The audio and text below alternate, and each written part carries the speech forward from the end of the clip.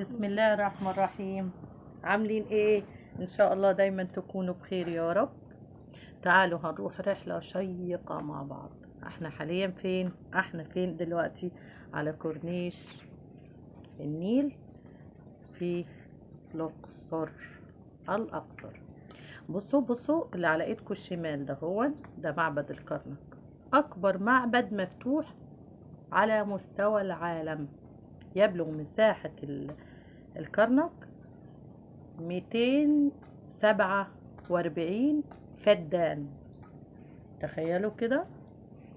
بصوا اللبس بتاعنا اهو الصعايدة جنبنا الأجانب اهو. أجانب بتيجي من مختلف جنسيات العالم، بيجوا بلدنا الحلوة الأقصر.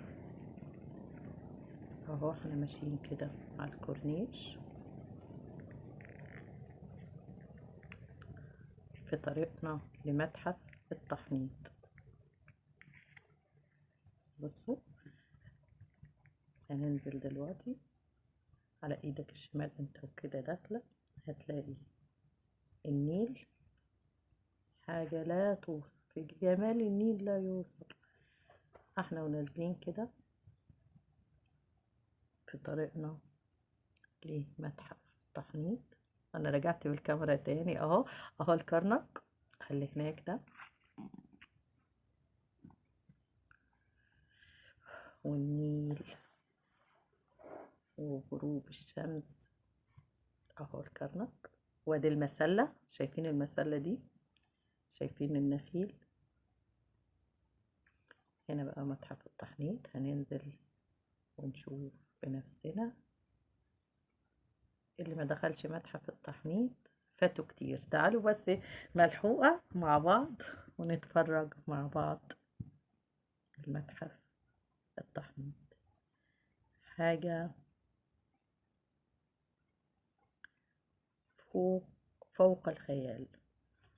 إبداعات الفراعنة، إبداعات جدودنا الفراعنة، الحضارة المصرية، الحضارة الفرعونية. تعالوا شوفوا المومياء وطريقة تحضير التحنيط، وطريقة تحنيط المومياء خطوة بخطوة. مش هنحنط مش هنعمل الوصفة دي، احنا بنشوف بس يعني الفيديو مختلف على كل مرة، وان شاء الله يعجبكم. بنحاول ننوع في القناة او في الفيديوهات عشان تكونوا معانا وتتابعونا دايما، وان شاء الله يعجبكم. كده الدخول لقطع الدساكر لكي ندخل إلى المتحف التحنيط. نبتدي نقول بسم الله الرحمن الرحيم. أهو دخلنا على المومياء دي، لا تقدر بثمن. مومياء من آلاف السنين. سبحان الله، شكلها وملامحها باينة ازاي وشكلها ازاي. بصوا صوابع رجليها فيها شوية، لأن المومياء دي كانت أحد قادة الجيوش، الجيش المصري. شوفوا التابوت، هي اسمها مومياء، اللي جو اللي هي محطوطة فيه اسمه تابوت. بصوا التابوت الألوان ثابتة ازاي من آلاف السنين. ألوان وألوان في منتهى الرقي والذوق. ما زالت الألوان ثابتة زي ما هي. شوفوا ما اتغيرتش لحد دلوقتي. بيعجز العالم كله عن طريقة التحنيط والألوان الثابتة دي، وبيشهد للمصريين أو للفراعنة بالذات. المصريين طبعا الفراعنة بالإبداع. تعالوا شوفوا كده، هنتجول ونشوف مع بعض. المومياء دي عجباني جدا، سبحان الله، دي لا تقدر بثمن.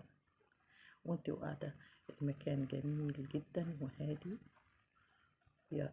يسوده السكون والصمت.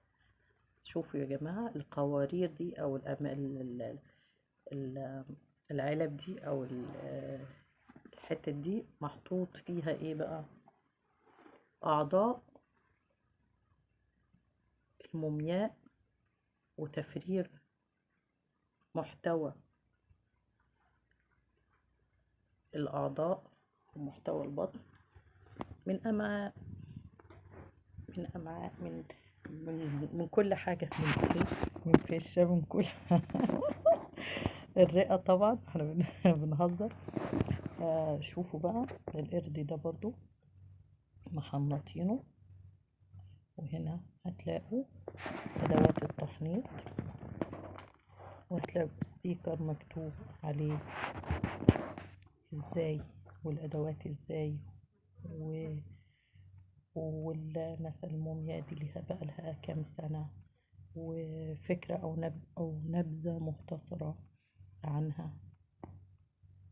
فسبحان الله، سبحان الله اللي ألهم إنسان مهما يكن جنسيته إيه، جنسيته إيه، إن ربنا يلهمه إن يوصل لمرحلة يعجز عنها كتير من البشر ومن المخترعين.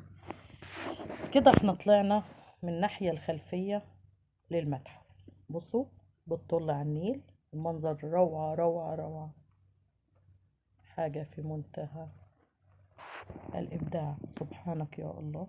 إن شاء الله الجولة دي تكون عجبتكم، جولة خفيفة وبسيطة، وما تنسيناش خالص خالص بالدعاء. ادعوا لنا، وبحبكم في الله، وبتمنى إن شاء الله كل اللي بقدمه يكون ينول إعجابكم. بصوا الشروق، لا بصوا غروب، بصوا غروب الشمس كان حلو ازاي. غروب، شروق ايه بقى ده؟ غروب الشمس. بصوا. باي.